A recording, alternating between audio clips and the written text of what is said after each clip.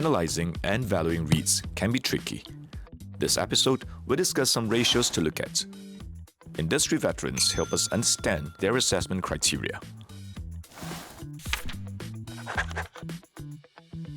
So if I was a retail investor focused on safeguarding my nest egg without a whole amount of time to scrutinize individual stocks, I would really be thinking about how to protect my downside when it comes to investing in REITs.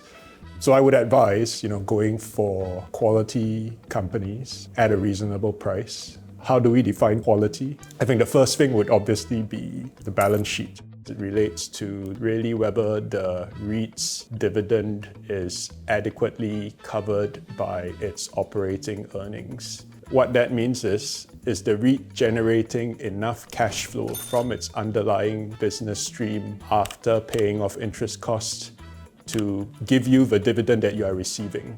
Or is it actually borrowing from banks to pay you the dividend? If it is borrowing from banks to pay you the dividend, then whatever it is paying you is not sustainable and may fall off at one point in time. The starting point of a REIT valuation is its balance sheet. And if you look at the balance sheet, the largest line will be the property assets. It is important at the same time not to neglect the debt commitments. So one metric used to analyze REITs is NAV. NAV is defined as net asset value. It is defined as the total value of the properties owned by the REITs minus its liabilities. If the reported asset values are reliable, NAV provides a very good snapshot of the intrinsic value of a REIT's asset holding. In particular, in Singapore, as REITs asset value are carried at fair value, which is determined by independent and professional valuers at least annually. Secondly, we have the price to NAV. So REITs derive their income from a portfolio of assets that they own. In other words, they are asset-backed investments. A common metric used to evaluate REITs is the price to NAV, which is calculated as the share price divided by the net asset value per share. Price to NAV ratio above 1 indicates that the market values the REITs at a premium, while a price NAV discount below 1 would suggest that the stock is priced at a discount. REIT stocks that are traded at a discount are often seen as offering more value to investors than those that are priced at a premium. And depending on the stage of the property cycle and assets characteristics of the subcycle, a REIT may trade below or above its NAV. For example, the industrial subsector, which comprises of new economy assets such as warehouses, data centers, and high-tech buildings, usually trades above the price to NAV. These assets cater to industries benefiting from the secular tailwinds of the digital economy and are perceived to be future-ready.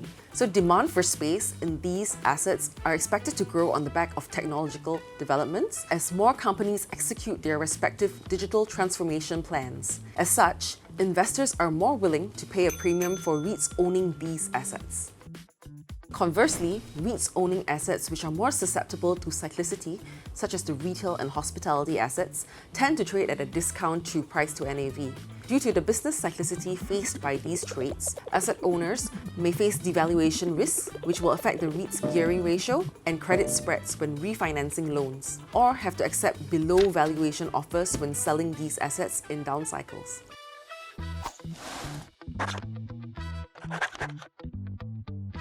Another metric used to analyze REITs is their distribution yield. REITs are attractive to investors because they offer high dividends. Distribution yield is calculated as the annual dividends per share divided by the current stock price. Analysts use distribution yield to evaluate the income generated by the REITs relative to its price, and then they use this to compare the valuation across different REITs. While a high distribution yield may indicate that the REIT is undervalued or providing higher income returns, it is important to consider other factors as well. For example, property with high risk or low growth potential, such as leasehold properties in the non-prime areas, tend to have higher yields. Leverage, the use of cheap debt is another way which REITs use to boost distribution yield. To account for this risk, investors demand an additional risk premium in their required rate of return. Again, the dividend yield that a REIT generates is going to be a function of two things: the types of assets that it owns, as well as prospective future growth. Retail assets in Singapore, for instance, industrial assets, trade at slightly higher implied cap rate valuations than do assets like office. As a result of that, the dividend yields on retail REITs and industrial REITs tend to be higher than that of office REITs. So an understanding of the underlying asset class which the REIT is in will help you to get a better sense of what dividend yield is the fair dividend yield for the REIT, and thus allow you to exploit market inefficiencies if a REIT is trading below what it should be trading at because of the underlying asset class that it is in. So when determining the attractiveness of an investment, we compare the forecasted DPU yield against, firstly, other investment opportunities such as other yield securities, the interest rates on fixed deposits, T-bills and government bonds. Secondly, the REIT's historical DPU yield. Thirdly, the subsector average DPU yield. And lastly, the required return for the investor's perceived level of risk associated with the REIT.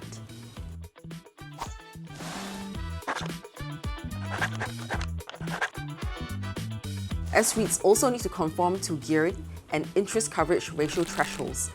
Breaching these thresholds will impact the REIT's ability to borrow funds as well as pay out dividends.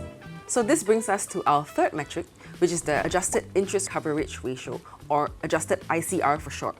The adjusted ICR is used to determine how easily a REIT can pay its interest on its outstanding debt and hybrid securities, and it's calculated as the EBITDA divided by the interest expense and distributions to perpetual security holders. That's really a measure of how easy it is for the REIT to repay its interest out of its operating earnings. Now, this metric is important because interest can be as much as 20 to 30% of a REIT's total income. It can really impact your earnings if the interest rate goes up and interest costs go up. If your operating earnings is inadequate to cover the interest cost in a situation where rates go up sharply, you could have REITs breaking the covenants with banking creditors and getting into trouble. So the interest coverage ratio, that's a very important metric to look at.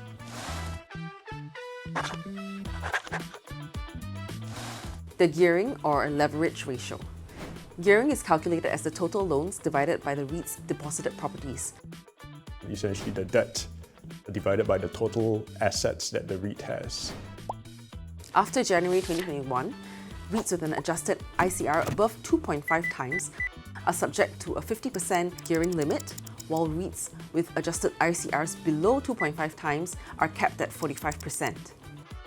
As REITs generally try to maintain some buffer from the regulatory 45% gearing limit, this gives them some financial flexibility to act opportunistically on acquisitions, as well as safeguard against asset devaluations, which will cause gearing to rise. Generally, a lower gearing ratio is preferred, and REIT managers and investors prefer REITs with gearing levels of below 40%. It's different strokes for different REITs quite clearly, but the going standard in Singapore is in the mid-30s to 40% range. That's what we would consider a healthy level.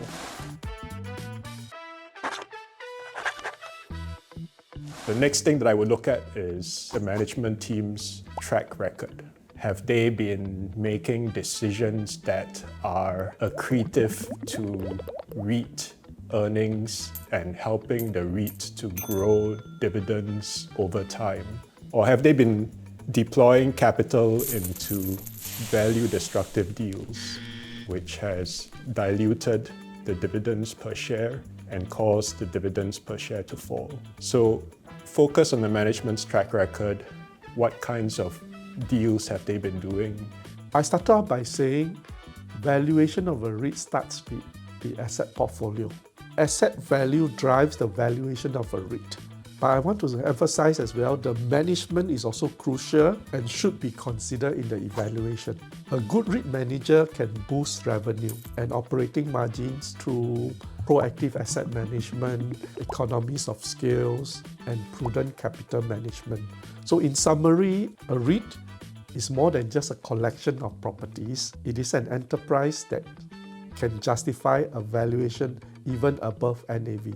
But this premium must be earned through a consistent track record of strong earnings as well as a solid growth plan moving forward.